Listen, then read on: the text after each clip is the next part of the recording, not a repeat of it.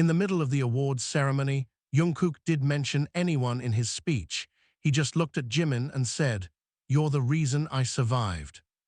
A shocking confession at a global awards stage unravels buried trauma, forbidden loyalty, and a secret that could destroy everything they built. The spotlight burned like an interrogation lamp, and Jungkook's voice, steady until that moment, fractured into a whisper that the microphone magnified into a confession heard around the world. "You're the reason I survived." The auditorium fell into a silence so absolute it seemed to swallow the hum of cameras, the rustle of gowns, the breath of thousands. Jungkook wasn't looking at the crowd. He wasn't looking at the trophy in his hand. He was looking only at Jimin. Jimin froze in his seat. For a split second, he forgot how to breathe. The stage lights were too bright, turning Jungkook's eyes into molten glass. The giant screen behind him projected every tremor in his lips, every sheen of sweat on his brow. This was not part of the script. Jimin knew the script. He had memorized it, line by line, during rehearsals he wasn't supposed to attend. Jungkook had promised no surprises. A camera swooped toward Jimin, hunting for reaction. Years of training forced his face into a soft, practiced smile, but his fingers dug into the velvet armrest hard enough to leave crescent-shaped indentations. The applause that followed came in hesitant waves, confused, polite, uncertain whether they had witnessed a romantic declaration, a cryptic metaphor, or a crack in the flawless facade of the world's most untouchable star. Backstage, managers were already shouting into headsets. On stage, Jungkook didn't continue his speech. He simply stared, as if the world had narrowed to a single point in the audience. Jimin felt it like a physical pull, a thread connecting them across the distance. A thread he had tried, desperately, ruthlessly, to cut. He shouldn't have come tonight. The memory hit him without warning, rain hammering against a windshield, the metallic taste of blood, Jungkook's hand slipping from his grasp. "Stop," he told himself, "not here, not now." The host, sensing the tension, hurried onto the stage with a laugh too bright to be genuine. Music swelled. The moment dissolved into choreography. Jungkook was guided away, his expression unreadable, his shoulders rigid beneath the tailored black suit. But the words remained, echoing in the hollow space behind Jimin's ribs. "You're the reason I survived." 2 hours later, the afterparty roared with synthetic joy. Crystal chandeliers fractured light into shards that danced across marble floors. Champagne flowed, laughter rang. Every conversation hovered on the edge of that moment, though no one dared name it directly. Jimin stood near the balcony doors, letting the night air cool the heat in his cheeks. The city below glittered like a constellation that had fallen to earth. He rolled his shoulders, trying to release the tension knotted there. He had perfected the art of disappearing in crowded rooms. Stand near an exit, hold a glass you don't drink from, smile when necessary, leave before anyone notices. "Hayoung." The word was soft, but it struck like a stone dropped into still water. Jimin didn't turn immediately. He closed his eyes, inhaled the faint scent of rain carried on the wind, and prepared himself. When he finally faced Jungkook, the world seemed to tilt. Up close, the younger man looked less like the untouchable icon from the stage and more like the boy Jimin remembered, eyes too large for the weight they carried, jaw tight with unspoken questions. A faint scar traced his left eyebrow, nearly invisible under the dim lights. Jimin knew exactly how it had gotten there. "You shouldn't have said that," Jimin murmured. Jungkook's laugh was humorless. "You shouldn't have left." The words sliced cleanly through years of silence. Around them, the party continued, glasses clinking, bass vibrating through the floor, a celebrity's shriek of laughter bursting like a firecracker. But within the small space they occupied, everything felt muted, suspended. "I didn't leave," Jimin said. "I was pushed out." "That's not what you wrote." Jungkook's hand trembled as he pulled a folded piece of paper from his pocket. The edges were worn soft, as if handled too often. Jimin recognized it instantly, his own handwriting, cramped and uneven from the hospital waiting room where he had written it. I'm sorry, this is safer for you. The lie that had severed them. Jimin looked away, throat tightening. You were supposed to hate me, that was the point. I tried, Jungkook's voice cracked. Do you know how hard I tried? A waiter brushed past them, carrying a tray of champagne flutes. The sharp scent of citrus cleanser lingered in the air. Somewhere, a camera flash went off, briefly bleaching the room in white. Jimin leaned against the balcony railing, the cold metal seeping through his suit jacket. You survived, that's what matters. Jungkook stepped closer. You think that's survival? For a moment, anger flared in his eyes, raw, unpolished. I wake up every night hearing the crash. I can't drive in the rain. I still check the passenger seat like you might be there. His breath hitched. And tonight, I stood on that stage and realized I don't even know if you're alive in the ways that matter. The city lights blurred in Jimin's vision. He gripped the railing harder, grounding himself in the chill and the faint vibration of music through steel. You weren't supposed to come back, Jungkook whispered. I never left, Jimin said. Not really.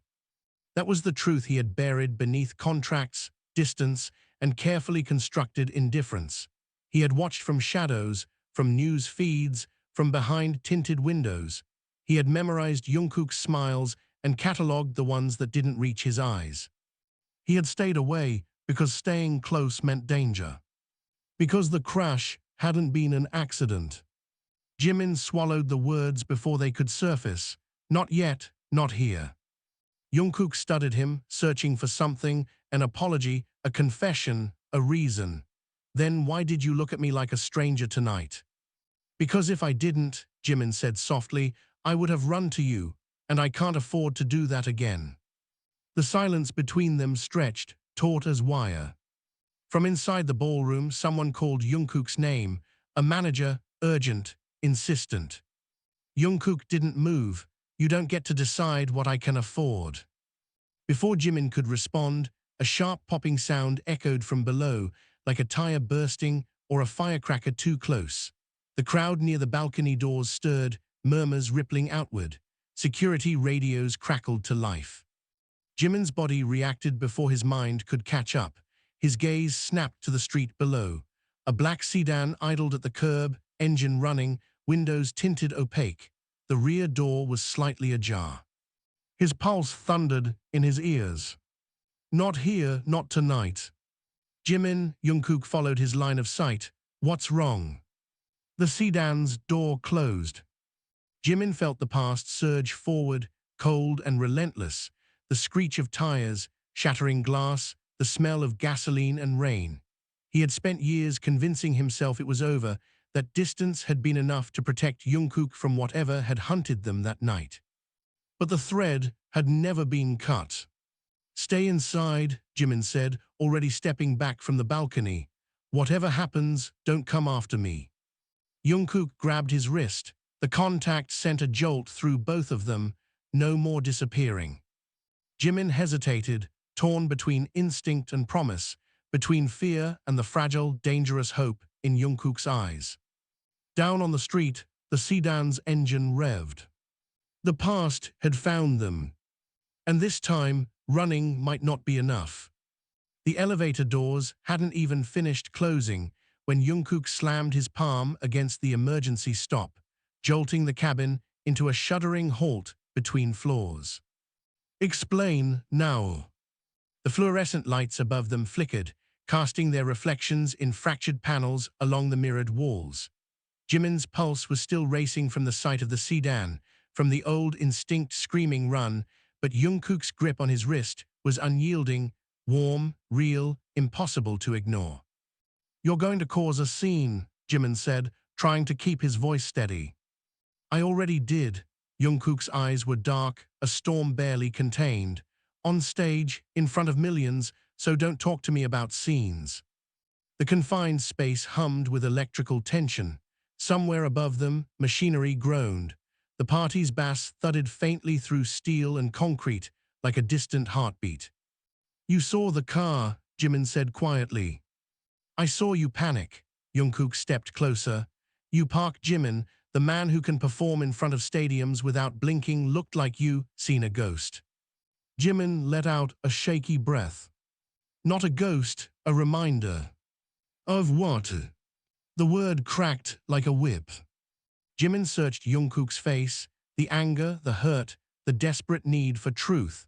For years, he had carried the secret like a blade pressed to his own ribs, believing silence was protection.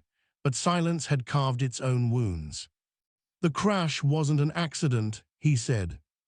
The hum of the elevator seemed to grow louder. Jungkook's grip loosened just slightly. What?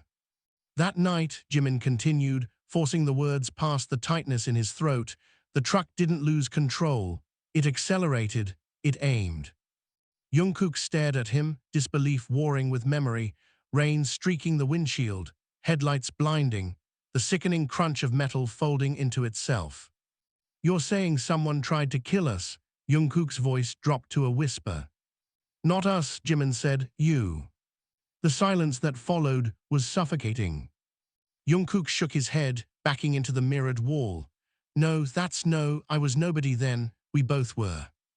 You were becoming someone, Jimin said, faster than anyone expected. Contracts were shifting, investors were circling, you were valuable. And you, Jungkook's gaze sharpened. Where do you fit into this conspiracy you're suddenly revealing? Jimin swallowed. I was leverage. The word hung between them like smoke. Jungkook's laugh was sharp and disbelieving. So you left me in a hospital bed because you thought you were protecting me. Do you have any idea what that did to me? I know, Jimin said, voice breaking. I watched it happen. You watched? Jungkook's anger flared, hot and volatile. He shoved away from the wall, packing the narrow cabin like a caged animal. You watched me think you were dead. You watched me bury you in my head every day for years. I had to make it convincing, Jimin whispered, if they thought I was still close to you. They, Jungkook snapped. Who the hell are they, Jimin? You talk like we're characters in some thriller, but this is my life. The elevator lights flickered again, plunging them briefly into semi-darkness before stabilizing. In the reflection, Jimin barely recognized himself, drawn, pale, eyes haunted by choices he could never undo. I never learned their names, he said, only what they wanted, control, silence, compliance. And you complied, Jungkook said flatly. I survived, Jimin replied, so you could. Jungkook stopped packing. For a moment, the fury drained from his face, leaving something more fragile beneath, exhaustion, grief, the raw ache of abandonment. You don't get to decide that for me, he said hoarsely. You don't get to choose my pain. Jimin's chest tightened. If I had stayed, you might not be here. And if you had trusted me, Jungkook shot back, maybe we wouldn't be standing in a broken elevator arguing about ghosts. The words struck deep because they echoed the doubt Jimin had carried for years. What if he had been wrong? What if leaving had caused more damage than staying ever could? A crackle burst from Jungkook's phone, security chatter bleeding through an open line. Vehicle identified, no plates, driver unresponsive. Both men froze. Jimin's gaze snapped to the device. They found the car. Jungkook looked at him, fear finally surfacing beneath the anger. You think it's them? I think they never stopped watching, Jimin said. The elevator lurched as Jungkook released the emergency stop. It resumed its descent, slow and heavy, like a verdict being delivered. When the doors finally slid open to the underground parking level, the air that greeted them was cold and smelled of oil and damp concrete. Security personnel clustered near the entrance, radios hissing. Beyond them, flashing blue lights painted the pillars in pulses of electric color. The black sedan sat crooked near the curb, engine now silent. Jimin's stomach dropped. Every instinct screamed retreat, but Jungkook stepped forward. Stay behind me, Jungkook said. Jimin almost laughed at the absurdity. You're the target. Then let me choose to face it. The words were quiet, but they carried a resolve Jimin had never heard before. Not the reckless bravado of youth, but something steadier, earned through loss. They approached the vehicle together. A security guard pulled the rear door open. Inside, the leather seat was empty. No driver, no passenger, no keys in the ignition. Just a single envelope resting in the center, pristine, against the dark upholstery. Jungkook reached for it, but Jimin caught his wrist. Wait. Too late. Inside the envelope was a photograph. It showed the two of them, years ago, soaked from rain, laughing in a moment stolen from obscurity, taken the night before the crash. On the back, 3 words were scrawled in black ink. We remember everything. Jungkook's breath hitched. They were there. Jimin felt the ground tilt beneath him. This wasn't a threat, it was a message. A reminder that the past was not buried. Around them, cameras began to flash, media tipped off by whispers of an incident. Security urged them back, voices overlapping in urgent commands. The fragile privacy of the underground level shattered under the weight of attention. Jungkook's hand found Jimin's in the chaos, fingers interlacing with desperate certainty. No more running, Jungkook said, his voice low but unwavering. If they want a story, we give them the truth. Jimin looked at their joined hands, at the photographers capturing the moment that would ignite speculation, scandal, and scrutiny. Fear coiled in his chest, but beneath it, something long dormant flickered to life. Hope. For the first time in years, he didn't pull away. And somewhere in the distance, beyond the flashing lights and rising noise, thunder rolled across the city, promising a storm that had been waiting far too long to break. Rain began before they even left the parking structure, a sudden tropical downpour that hammered the pavement and blurred the city into streaks of neon and shadow. The sound was deafening against the car roof, like 1,000 fists drumming in warning. Jimin flinched. Jungkook noticed. Still afraid of the rain, Jungkook asked quietly from the driver's seat, windshield wipers thrashing back and forth in a losing battle. Jimin stared straight ahead, jaw tight. I'm afraid of what follows it. The engine idled, but neither of them moved to leave. Security had insisted on an escort, but Jungkook had refused with a calm finality that brooked no argument. Now they sat alone in the dim underground exit lane, the envelope and photograph resting between them like a live explosive. You said they wanted control, Jungkook murmured. Control over what? My career, my contracts, my life. Yes. The answer was too fast, too sharp. Jungkook turned to him, and you thought disappearing would stop them. It did, Jimin said, for a while. Thunder cracked overhead, so loud it vibrated through the steering wheel. The sound dragged Jungkook back to that night, rain blinding the road, Jimin laughing at something trivial, the headlights that came too fast. He gripped the wheel harder. You should have told me. I tried, Jimin's voice was thin. You were in surgery. They were already in the hospital, suits, smiles, questions that weren't questions. He swallowed. They knew my name, my family, my debts. They knew exactly what I was worth. And what were you worth? Jungkook asked, anger simmering beneath the words. A warning, Jimin said. They told me if I stayed near you, the next crash wouldn't leave survivors. The air in the car seemed to vanish. Jungkook's laugh was low and disbelieving. So you sacrificed yourself like some tragic hero. Do you hear how insane that sounds? I wasn't being noble, Jimin snapped, the first flash of heat breaking through his restraint. I was terrified. I chose the only option that kept you breathing. And what about me living? Jungkook shot back. Did that factor into your heroic maths? Jimin recoiled, as if struck. The rain intensified, drumming so hard on the roof it felt like the world was trying to break in.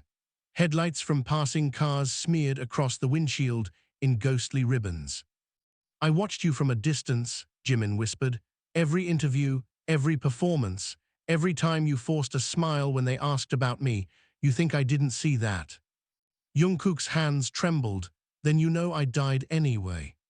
The words hung heavy between them. For a moment, neither spoke.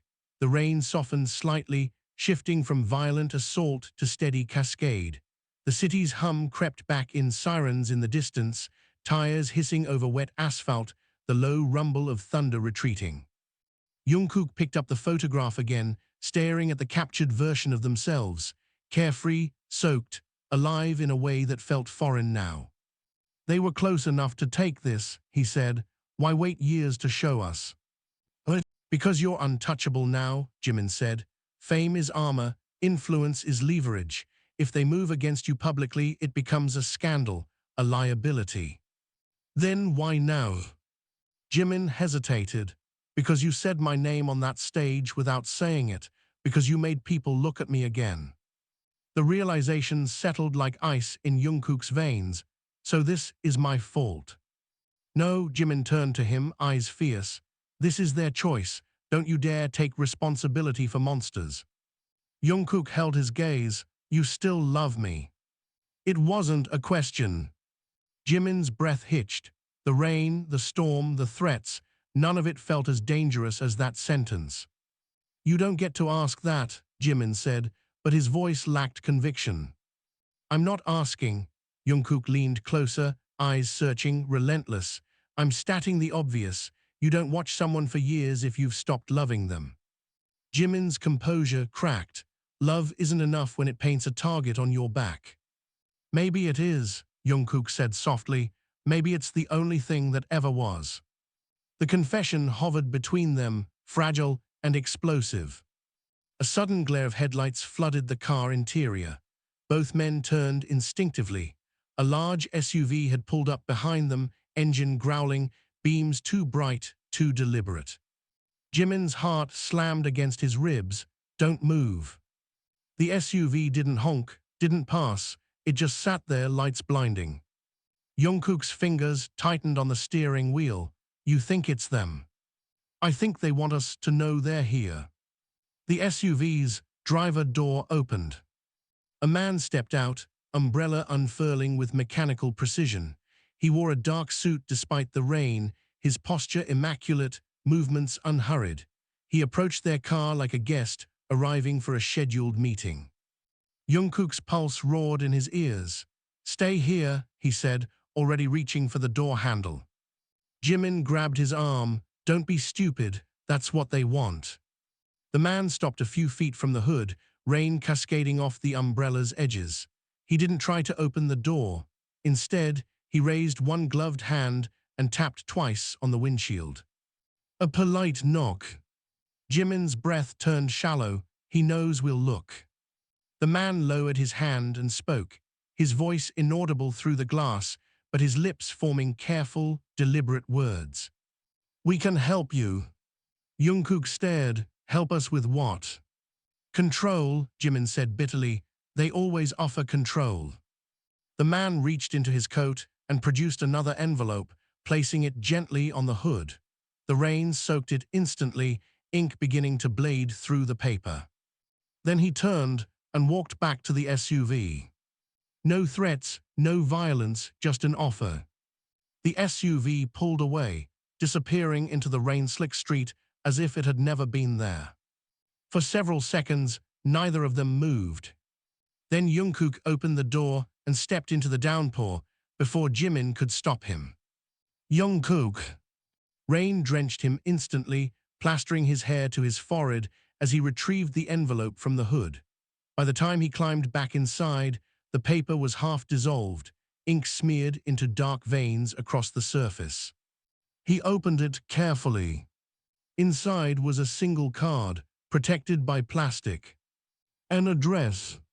And a time. Tomorrow, midnight.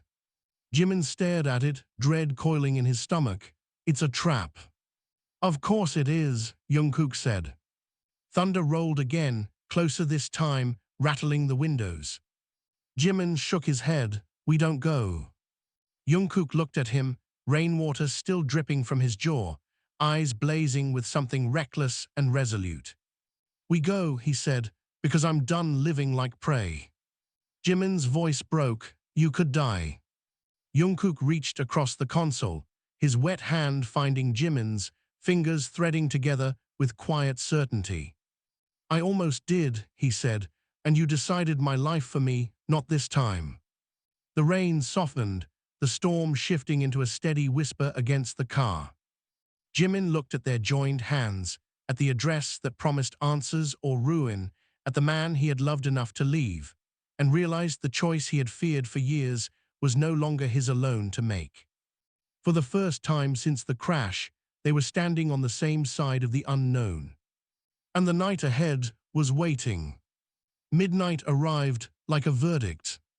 The address led them to the old river district, where abandoned warehouses leaned toward the water like tired giants, and the streetlights flickered with unreliable halos of yellow. The rain had stopped, but the air remained heavy, saturated with the metallic scent of wet iron and the faint rot of the he-nuddy in below. Jimin knew this part of the city too well. Deals were made here that never appeared on paper. People vanished here without witnesses. Even the wind seemed to move more quietly, as if afraid to disturb what lingered in the shadows. "This is a mistake," he murmured as Jungkook parked beside a rusted chain-link fence. Jungkook killed the engine. The sudden silence rang in Jimin's ears. "You've said that 3 times. And I've been right every time." Jungkook turned to face him fully. "You're here anyway." The words weren't accusatory. They were something worse, grateful. Jimin looked away, jaw tightening. "If you die, I won't survive it again." The confession slipped out before he could stop it. Jungkook's breath caught. The distance between them in the car suddenly felt unbearable, charged with years of unspoken truths clawing toward the surface. "Then don't let me die," Jungkook said softly. Jimin let out a shaky laugh. "You make it sound so simple." "It is." Jungkook reached for the door handle. "We face it together." The warehouse loomed ahead, its corrugated metal walls streaked with rust and graffiti. One overhead light flickered above the entrance, buzzing like an angry insect. The large sliding door was partially open, just enough to invite, just enough to threaten. Inside, darkness swallowed the edges of everything. Jimin's instincts screamed retreat. Every survival reflex he had honed over years of quiet vigilance told him to turn around, to drag Jungkook back to the car, to disappear again before the trap snapped shut. But Jungkook was already walking forward. "Wait," Jimin hissed, catching up. "We don't know how many there are. We don't know what they want." "We know what they did," Jungkook replied, not slowing. "That's enough." His footsteps echoed against the concrete floor as they entered. The air inside was colder, damp, carrying the smell of oil, mold, and something faintly chemical. Water dripped somewhere in the distance, each drop a slow, deliberate countdown. The sliding door groaned, shut behind them. Jimin spun, no. A soft click reverberated through the cavernous space, locks engaging. Lights flickered on overhead in a staggered sequence, illuminating rows of empty crates and metal shelving. Dust motes drifted like ash in the sudden brightness. They were not alone. A figure stood near the far wall, hands clasped behind his back. The same man from the SUV, immaculate suit, gloves, expression polite to the point of inhuman. "Good evening," he said, voice smooth and resonant. "Thank you for accepting our invitation." Jungkook stepped forward, shoulders squared. "You tried to kill me." The man tilted his head slightly, an unfortunate necessity at the time. Jimin felt Jungkook tense beside him, fury radiating off him like heat from a live wire. "You call that a necessity?" Jungkook's voice rose. "You destroyed lives." "We preserved an investment," the man replied calmly. "Yours." Silence crashed down. Jungkook blinked, thrown. "What?" "You were never the target," the man said, his gaze shifting to Jimin. He was. The world tilted. Jimin's stomach dropped, cold dread flooding his veins. "That's a lie." The man's lips curved faintly. "Is it? Your debts were substantial, your associations inconvenient. You were an unpredictable variable attached to an emerging global asset." Jungkook stared at Jimin, confusion warring with anger. What is he talking about? Jimin's mouth went dry. They wanted leverage, I told you. You told me they were after me. They were, Jimin insisted, though the words felt thin, fragile, through you. The man took a measured step closer, shoes whispering against concrete. We offered you a simple choice that night, Mr. Park. Remove yourself permanently, or we would remove you publicly. Jungkook's voice dropped to a dangerous whisper. You forced him to disappear. We provided an option, the man corrected. He chose exile. Jimin's hands trembled. He remembered the hospital corridor, the smell of antiseptic, the man's quiet voice outlining consequences with surgical precision. He had chosen to vanish because the alternative had been a spectacle of ruin, scandal, financial collapse, perhaps even prison for crimes he had not committed but could not disprove. You manipulated him, Jungkook said, stepping forward. You preyed on fear. We recognized opportunity, the man replied, and we were correct. Your career flourished without distractions. The word landed like a slap. Jungkook's laugh was sharp and disbelieving. You think he was a distraction. Emotion is inefficient, the man said. Attachment introduces risk. Jungkook moved before Jimin could stop him, crossing the distance in 2 strides and grabbing the man by the collar. The umbrella-polished composure cracked as fabric bunched in Jungkook's fists. You don't get to define what he is to me, Jungkook snarled. Several figures emerged from the shadows, security, silent and watchful, hands near concealed weapons. Jimin's heart lurched. Jungkook, stop. The man didn't resist. He simply looked at Jungkook with cool curiosity. You see, this is precisely the volatility we sought to eliminate. Jungkook's grip tightened. Say one more word about him like that. Or what? The man asked softly. You will assault me, in a building wired with cameras. Imagine the headlines, the lawsuits, the endorsements evaporating overnight. Jungkook's hands shook. He released the man. The fabric of the suit smoothed, as if it had never been touched. You invited us here to threaten us again, Jimin said, forcing his voice steady. Why now? The man studied them both. Because circumstances have changed. Your reunion has generated attention, speculation, narratives we do not control. You don't control us, Jungkook said. The man's gaze sharpened. Everyone is controlled by something, fear, love, reputation. Jimin felt Jungkook's hand brush his, seeking grounding. We are not here to negotiate, Jimin said. We are here for the truth. The man regarded him for a long moment. Then he reached into his coat and withdrew a small remote. With a click, a projector whirred to life behind them. Grainy footage filled the far wall. Hospital corridor, rain streaking the windows. Jimin slumped in a plastic chair, face buried in his hands. The suited man sitting beside him, speaking calmly, Jimin nodding, signing a document with a shaking hand. Jungkook's breath hitched. You recorded him. We document all agreements, the man said. The footage shifted. Jimin leaving the hospital alone, shoulders hunched, pausing outside Jungkook's room, almost turning back, then walking away. Jungkook staggered back, as if struck. You were there, he whispered. You were right outside my door. Jimin's vision blurred. If I had gone in, they would have known I refused. So you let me wake up alone, Jungkook said, voice breaking. You let me think you were dead. I let you live, Jimin said, tears finally spilling over. I chose the version of pain that didn't end in a coffin. The projector clicked off. Darkness rushed back into the corners of the warehouse. For a long moment, no one spoke. Then Jungkook turned to the man, eyes blazing with a clarity that cut through years of confusion. What do you want now? The man folded his hands.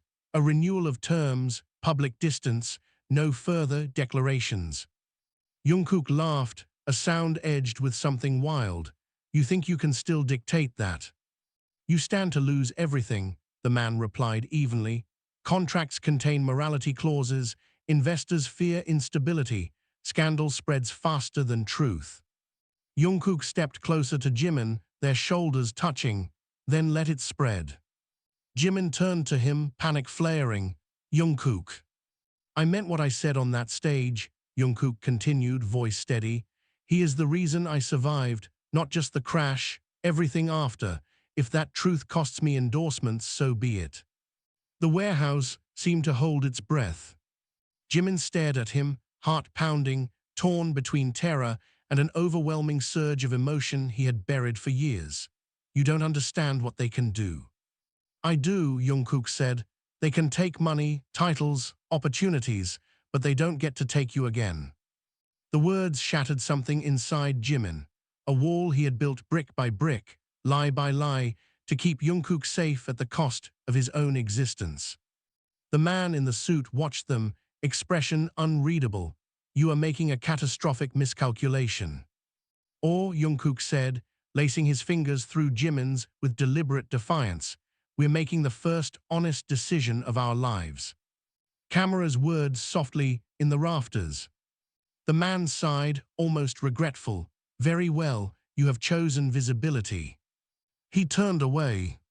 The side door of the warehouse slid open, revealing the dark river beyond, its surface rippling with reflected city lights. Cold air swept in, carrying the promise of consequences neither of them could fully predict. Jimin squeezed Jungkook's hand, his voice barely audible. We just declared war. Jungkook looked at him, eyes bright with fear and fierce resolve. No, we declared ourselves. Outside, the river moved relentlessly toward the sea, indifferent to the battles fought along its banks. And for the first time, Jimin did not feel like he was drowning. By dawn, the footage was everywhere. Jimin knew before he even opened his eyes. The silence in the apartment was wrong, the kind that comes when the world outside is screaming. His phone vibrated relentlessly on the nightstand, a mechanical heartbeat that refused to stop. He stared at the ceiling, unmoving. For years he had imagined this moment. Exposure, speculation, the collapse of the careful distance he had built like a fortress around Jungkook's life. But imagination had never captured the suffocating weight of inevitability pressing against his chest. The phone buzzed again and again. Across the room, Jungkook stood by the window, already awake, already dressed, staring at the city as if daring it to blink first. Pale morning light cut across his profile, turning him into a silhouette edged in gold. They released it, Jungkook said without turning. Jimin sat up slowly, all of it. Enough. His voice was calm, but the calm felt brittle, like ice stretched too thin over deep water. Jimin reached for his phone. Notifications flooded the screen, headlines, messages, missed calls, names he hadn't seen in years suddenly resurrected by curiosity or opportunism. Global Star's secret past exposed. Mystery man in AWARD's confession identified. Leaked footage suggests industry cover-up. His stomach twisted. They're calling you manipulative, Jungkook said quietly. A gold digger, a liability, a scandal I should have abandoned. Jimin let out a hollow laugh. That's the polite version. Jungkook turned then, eyes dark. They're wrong. They're loud, Jimin replied, and loud is what matters. Jungkook crossed the room in 3 strides and grabbed his phone, silencing it. No, what matters is what's true. Jimin searched his face, looking for doubt, for regret, for even a flicker of hesitation. He found none. Your career, Jimin began. My career was never worth more than your life, Jungkook said. The words landed with a force that stole Jimin's breath. You don't know that yet, Jimin whispered. Wait until the contracts vanish, the calls stop, the invitations dry up. Jungkook's jaw tightened. Then I'll know who was ever real. A sharp knock rattled the apartment door. Both men froze. Jimin's pulse spiked instantly, years of conditioning snapping into place. We weren't followed, he murmured, more to himself than to Jungkook.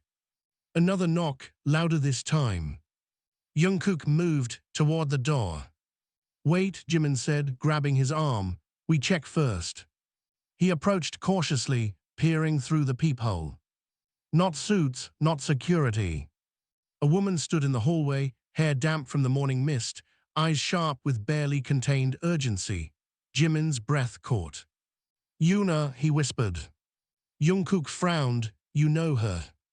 Jimin opened the door before he could stop himself. Yuna stepped inside without waiting for permission, scanning the apartment with a strategist's precision. We don't have much time. Jungkook crossed his arms. Who are you? She met his gaze without flinching. The reason you're still alive. The room went still. Jimin's voice was tight. You weren't supposed to contact me. You weren't supposed to walk into a trap with him on camera, she shot back. Jungkook's eyes narrowed. Start talking now. Yuna exhaled sharply, as if bracing herself. The group you met last night isn't a single entity. It's a network. Investors, legal teams, media brokers, they manufacture narratives and eliminate variables. By staging crashes, Jungkook asked coldly. If necessary. Jimin's hands curled into fists. You said they wouldn't escalate. They wouldn't, Yuna replied, as long as you stayed invisible. Jungkook laughed bitterly. That ship sailed the moment I opened my mouth on that stage. Yuna's gaze softened just slightly. Yes. And now they'll shift tactics. Jimin felt dread coil tighter. What does that mean? It means they'll turn the world against you, she said, looking at Jungkook. Not with violence, with doubt, with contracts terminated for moral concerns, with brands distancing themselves, with stories implying instability. Jungkook shrugged. Let them. Yuna studied him, incredulous. You think this is about pride? This is about isolation. They will make sure that choosing him costs you everything. Jimin looked away. That was always the point. Jungkook turned to him, anger flaring. Stop deciding what I can survive. I'm trying to prevent you from finding out, Jimin shot back.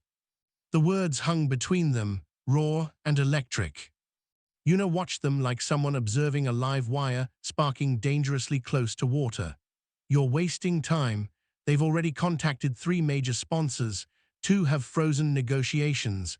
1 is preparing a statement. Jungkook's expression didn't change, but his fingers twitched at his side. Jimin saw it, the crack. See, Jimin said softly, it's starting. Jungkook's voice was low. It was always going to start. Yuna stepped closer. There's one option. Both men looked at her. Go public, she said, completely, not a scandal, not speculation, the full truth. Names, dates, evidence. Jimin's stomach dropped. That would destroy them. Yes. It would destroy you too, Jimin said. Yuna's lips curved faintly. I've been destroyed before. Jungkook looked between them. You've been fighting them this whole time. I've been surviving them, she corrected.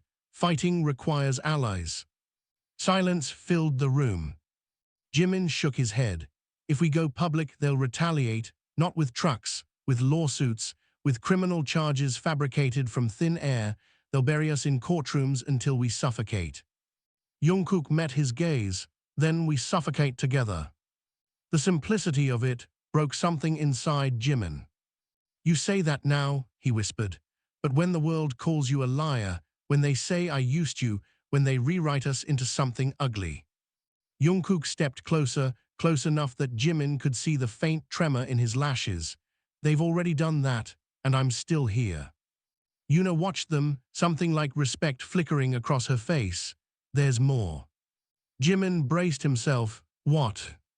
They're not just targeting you anymore, she said. They've started digging into his family. The words hit like a physical blow. Jungkook went still. What did you say? Financial audits, old property disputes, a tax investigation opened this morning. Rage ignited behind Jungkook's eyes, swift and devastating. They're dragging my family into this. They're expanding leverage, Yuna said. They want you compliant. Jimin felt nausea rise in his throat. This is my fault. No, Jungkook said, voice shaking with fury. This is theirs. He paced the room. hands dragging through his hair. They think they can corner me, make me choose between you and my family. Jimin's voice broke, and you should choose them. Jungkook stopped. The silence that followed was suffocating. You're telling me to abandon you again, he said slowly. I'm telling you to protect them, Jimin whispered. They didn't sign up for this war. Jungkook's eyes glistened. Neither did you. Yuna watched the two men, the weight of years pressing down on the space between them. If you walk away now, she said quietly, they will still own you. They will still know you can be controlled. Jimin closed his eyes. Maybe control is better than ruin. Jungkook's voice cracked like breaking glass. You're not ruin. Jimin opened his eyes. Jungkook was trembling, not with fear, but with the unbearable strain of holding onto something the world kept trying to tear away. I lost you once, Jungkook said. I lived in that silence. I won't go back. The city outside roared to life, traffic swelling, horns blaring, the relentless machinery of morning grinding forward without mercy. Jimin looked at Yuna. If we do this, there's no going back. She nodded. There never was.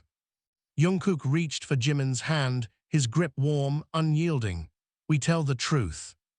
Jimin stared at their joined hands, at the future unraveling before them, at the storm they were about to invite into every corner of their lives.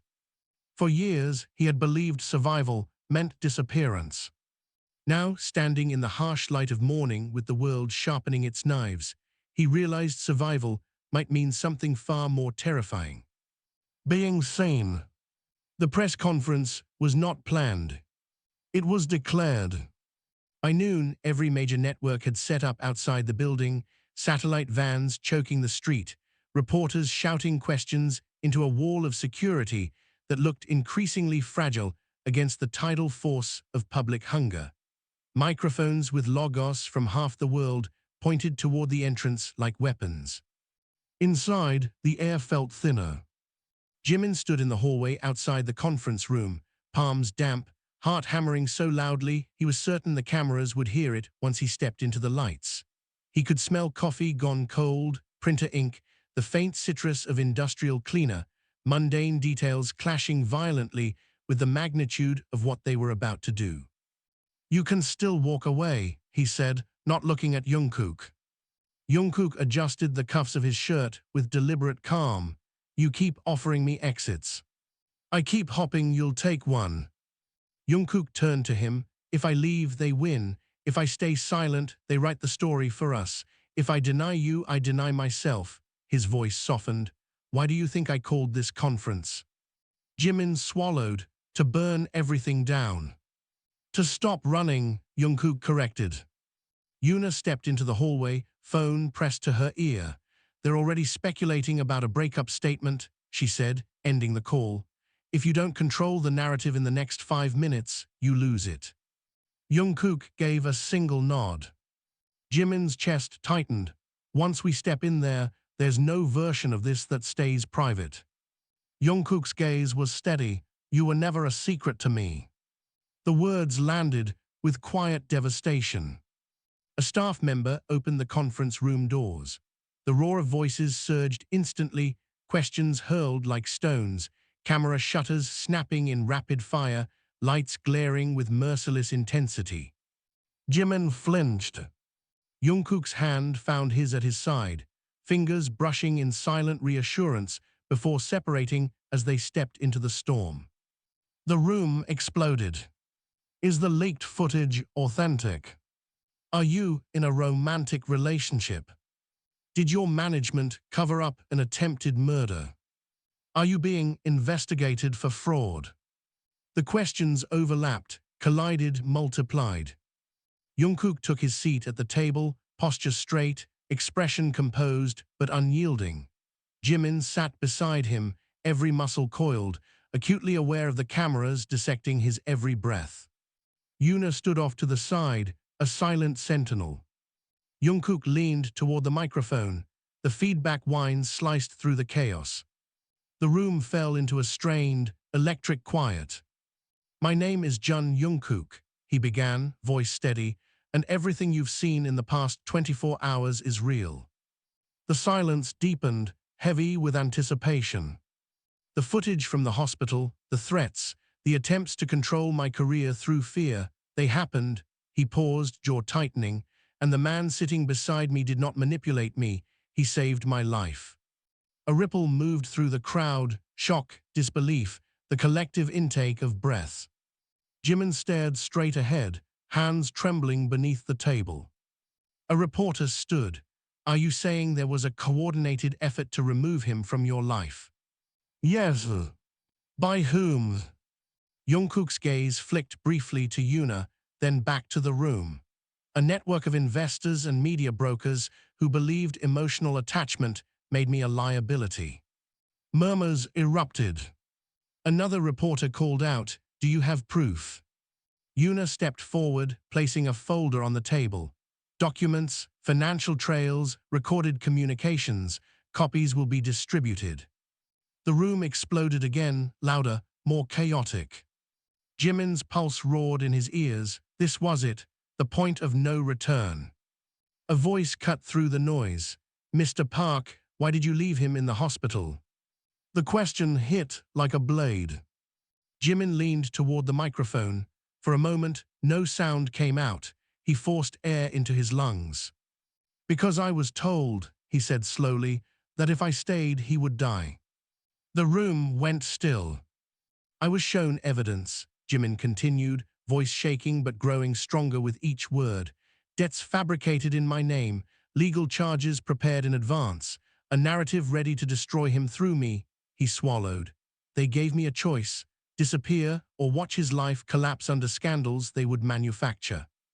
A reporter shouted, why not go to the police? Jimin laughed bitterly.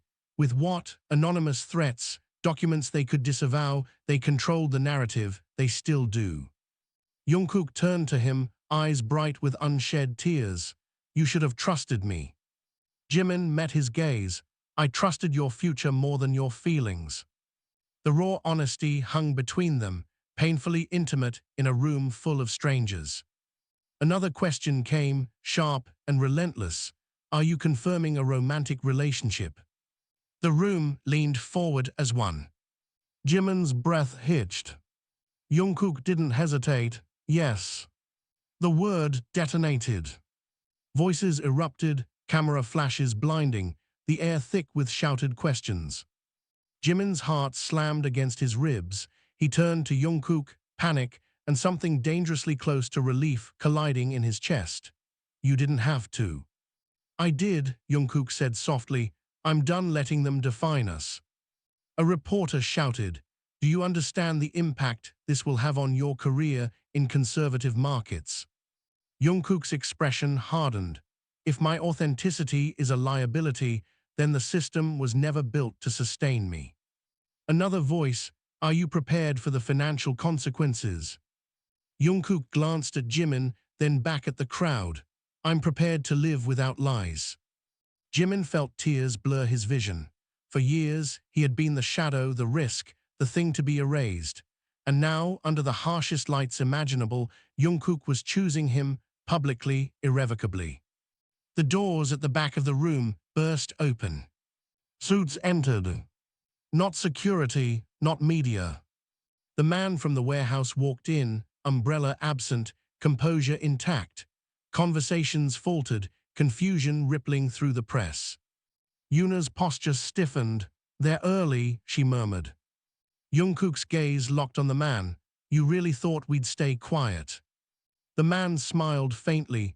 On the contrary, we anticipated this. He held up a document.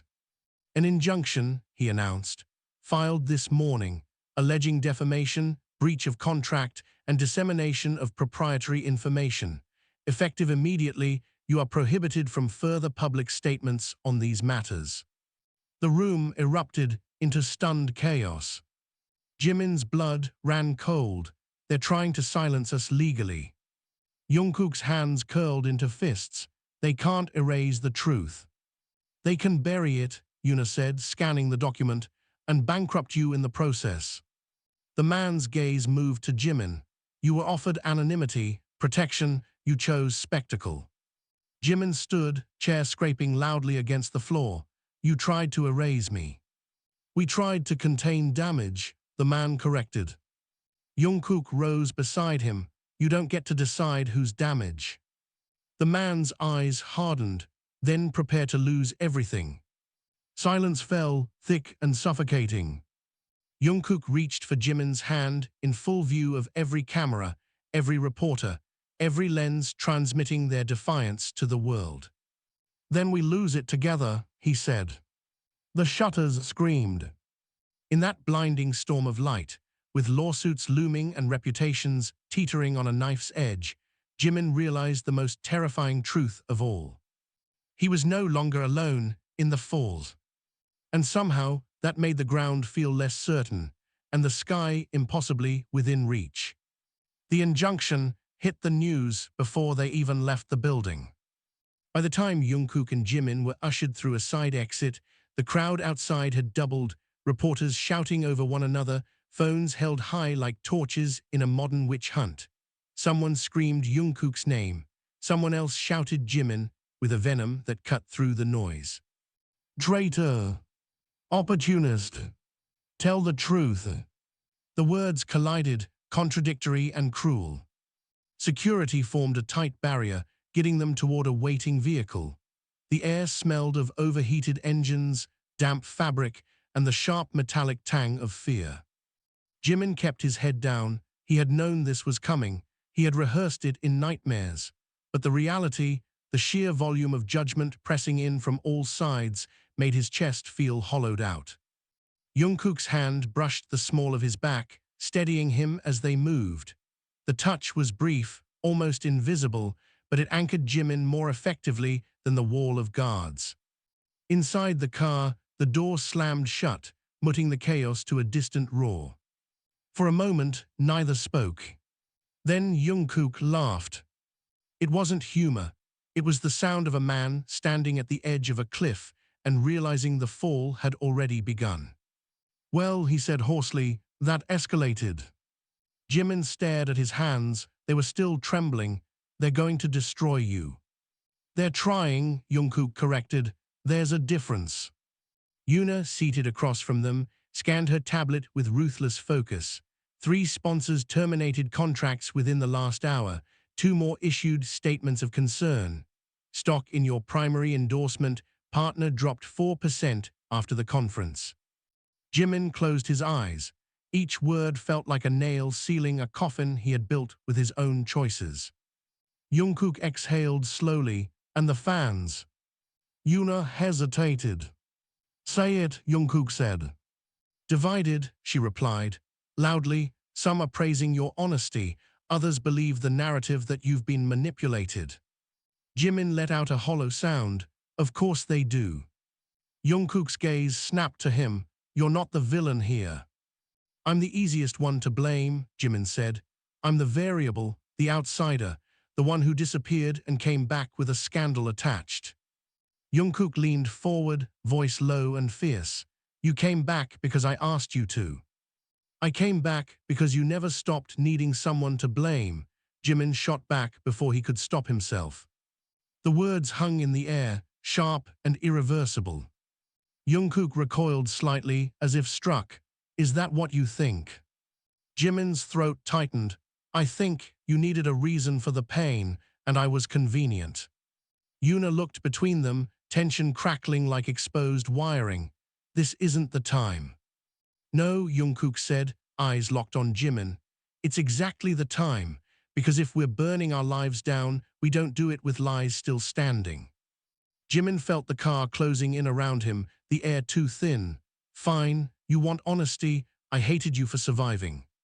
The confession detonated. Yuna froze. Jungkook went utterly still. Jimin's voice shook, but he couldn't stop now. I hated that you woke up and kept going while I was erased. I hated watching you smile for cameras while I lived like a ghost. I hated that the world loved you and forgot I ever existed. The silence that followed was suffocating. And I hated, Jimin continued, tears blurring his vision, that none of that stopped me from loving you. Jungkook's breath broke. For a long moment, the only sound in the car was the muted roar of traffic outside. I thought you were dead, Jungkook said finally, voice raw. Do you know what that does to a person, to bury someone who's still breathing, to grieve without a body? Jimin wiped his face, ashamed. I know, I watched you do it. Jungkook laughed bitterly. You watched everything. I had to make sure you were safe. And who made sure you were? Jungkook demanded. Jimin didn't answer. Because no one had. The car slowed, turning into an underground garage. The world above, the shouting, the cameras, the judgment, faded behind concrete walls and humming fluorescent lights. Yuna closed her tablet. We have a bigger problem. Jungkook dragged a hand through his hair. There's always a bigger problem. They froze your family's accounts this morning, she said. The words hit harder than any headline. Jungkook's face drained of color. That's illegal. They're alleging financial irregularities tied to your early contracts, Yuna replied. It's fabricated, but it gives them leverage. Jimin's stomach dropped. They're punishing him for refusing to comply. They're isolating him, Yuna corrected. If he can't protect his family, they expect he'll surrender. Jungkook's hands curled into fists. They touched my family. His voice was quiet, but it carried a violence that made the air feel charged. Jimin reached for him instinctively. We'll fix this. Jungkook looked at him, eyes blazing. How, with truth, they don't care about truth? Yuna leaned forward. They care about exposure. They thrive in shadows. Drag them into daylight and they lose allies. Jimin shook his head. Or they become martyrs to their own narrative. Jungkook's voice dropped. I don't care about narratives anymore. They crossed a line. The cars stopped. The driver turned. We're here. No one moved. Finally, Jungkook spoke, voice steady in a way that frightened Jimin more than his anger. We release everything, every document, every recording, every name. Yuna studied him. That will trigger lawsuits across multiple jurisdictions. Let them come. Jimin's heart pounded. Jungkook, this isn't just about you. There are people in those files who will retaliate in ways we can't predict. Jungkook met his gaze. They already are. The truth of it settled heavily between them. Jimin exhaled shakily. If we do this, there's no life after, no quiet, no normal. Jungkook's expression softened just a fraction. There was never a normal for us. There was only hiding. Jimin looked away. He had spent years believing invisibility was safety. Now he wasn't sure if it had simply been another form of captivity. Yuna opened the car door. Decide quickly. The longer we wait, the stronger their narrative becomes. Jungkook stepped out into the harsh fluorescent light, then turned back, offering his hand to Jimin. A simple gesture. An impossible choice. Jimin stared at that hand, the same hand he had let slip away in the rain years ago, the same hand that had reached for him on stage, in parking garages, in front of the world. If we lose everything, Jimin whispered, you can't resent me. Jungkook's eyes shone with something fierce and unbreakable. If we lose everything, at least it will be ours to lose. Jimin placed his hand in Jungkook. Outside, the garage lights buzzed overhead, indifferent witnesses to a decision that would ripple far beyond concrete walls.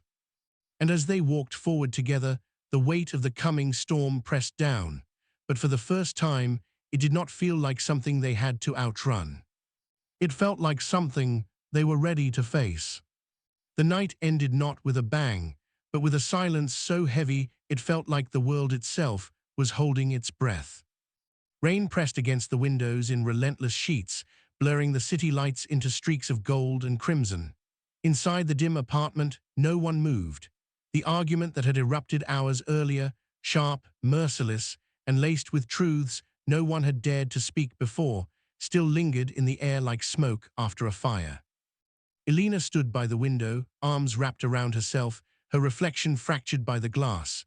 Behind her, Marcus sat on the edge of the table, head lowered, hands trembling not from anger anymore, but from the weight of everything he had finally confessed.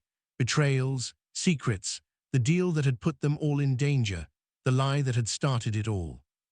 "I never wanted it to go this far," he said, his voice hoarse, barely audible over the storm. Elena didn't turn. "You always say that after the damage is done." Across the room, Daniel let out a bitter laugh.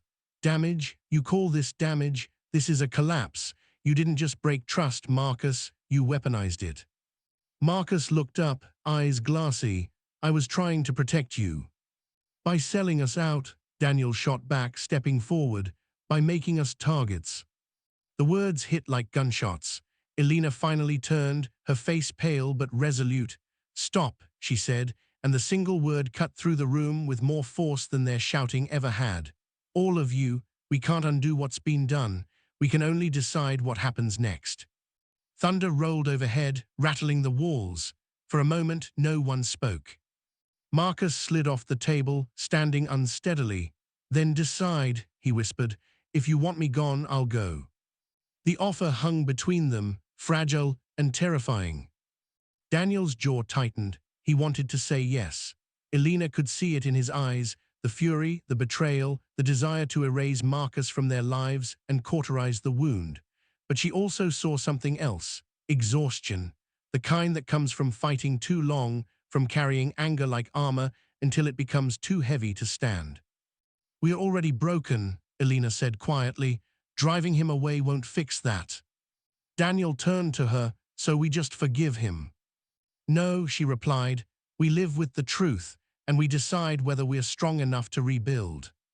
Marcus's breath caught, as if hope itself was something painful. Outside, sirens wailed in the distance, growing louder, then fading again, a reminder that the world beyond their walls was still moving, indifferent to their private collapse. Daniel walked to the window, standing beside Elena. For a long time, he said nothing.